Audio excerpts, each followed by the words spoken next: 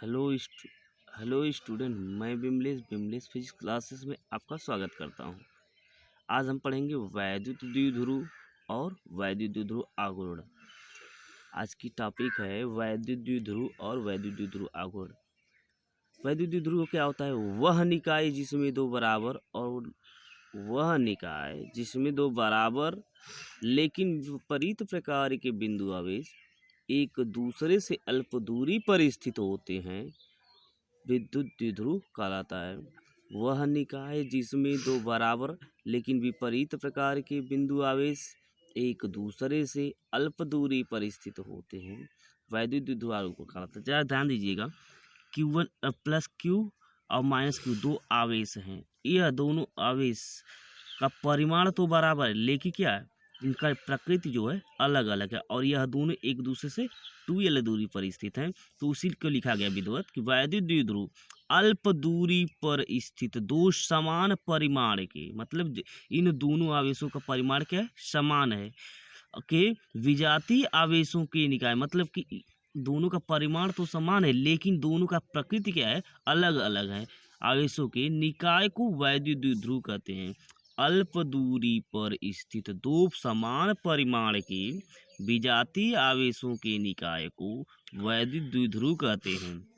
दूसरे शब्दों में, वह निकाय जिसमें दो बराबर लेकिन विपरीत प्रकार के बिंदु आवेश एक दूसरे से अल्प दूरी पर स्थित होते हैं, वैद्युत द्विध्रुव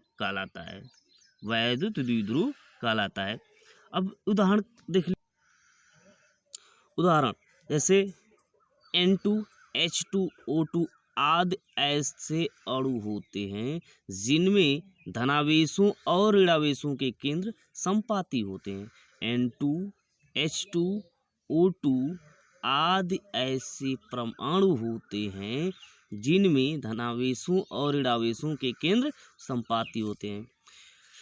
दूसरा क्या है? H2O HCl NH3 यानी कि जल, हाइड्रोक्लोरिक अम्ल और अमोनिया ऐसे अणु हैं जिनके धनावेशों के द्रव्यमान केंद्र और ऋणावेशों के द्रव्यमान केंद्र संपाती नहीं होते हैं।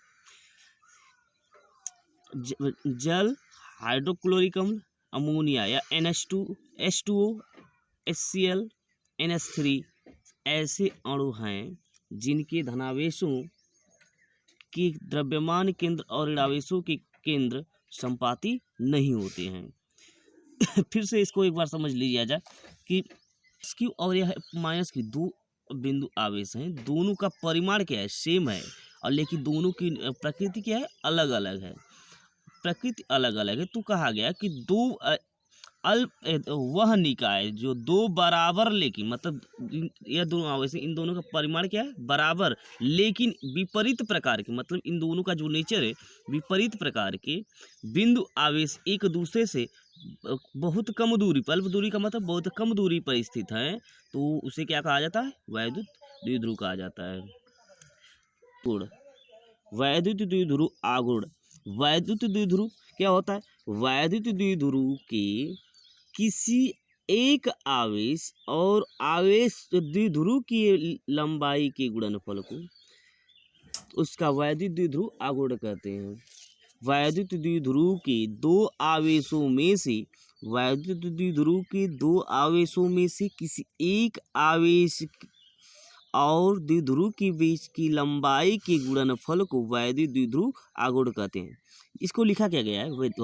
वैद्युत द्विध्रुव आघूर्ण, इलेक्ट्रिक डाइपोल मोमेंट, वैद्युत द्विध्रुव के किसी मतलब दो आवेशों में से किसी एक आवेश और द्विध्रुव की लंबाई के गुणनफल को, मतलब जो आवेश है उन दोनों आवेशों के बीच की लंबाई के गुणनफल को ही क्या कहते हैं? वैद्युत द्विध्रुव आघूर्ण कहते हैं। दूसरे शब्दों में क्या लिखा गया? किसी एक आवेश, यानी यह कह सकते हैं कि वैद्युत द्विध्रुव की दो आवेशों में से किसी एक आवेश तथा दोनों आवेशों के बीच की अल्प दूरी की गुणनफल को वैद्युत द्विध्रुव, किसी एक आवेश तथा दोनों आवेशों के बीच की अल्प दूरी के गुणनफल को वैद्युत द्विध्रुव आघूर्ण कहते हैं। इसे किससे प्रदर्शित करते हैं? P से प्रदर्शित करते हैं। अब हाँ, देखिए वैद्युत द्विध्रुव के दो आवेशों में से किसी एक आवेश, वैद्युत द्विध्रुव के दो आवेशों में से किसी एक आवेश तथा दोनों आवेशों के बीच की दूरी 2l के गुणनफल को वैद्युत द्विध्रुव आघूर्ण कहते हैं। वैद्युत द्विध्रुव के दो आवेशों में से किसी एक आवेश और इन दोनों आवेशों के बीच की दूरी के गुणनफल को वैद्युत द्विध्रुव आघूर्ण कहते हैं। यदि प्लस q और माइनस q आवेशों से निर्मित, यदि प्लस q और माइनस q आवेशों से निर्मित वैद्युत द्विध्रुव के आवेशों के बीच की दूरी 2l है। यदि प्लस q और माइनस q आवेशों से निर्मित वैद्युत द्विध्रुव के आवेशों के बीच की दूरी 2l हो तो वैद्युत द्विध्रुव आघूर्ण का परिणाम P बराबर Q इंटू 2l, अर्थात क्या आ जाएगा P बराबर 2QL।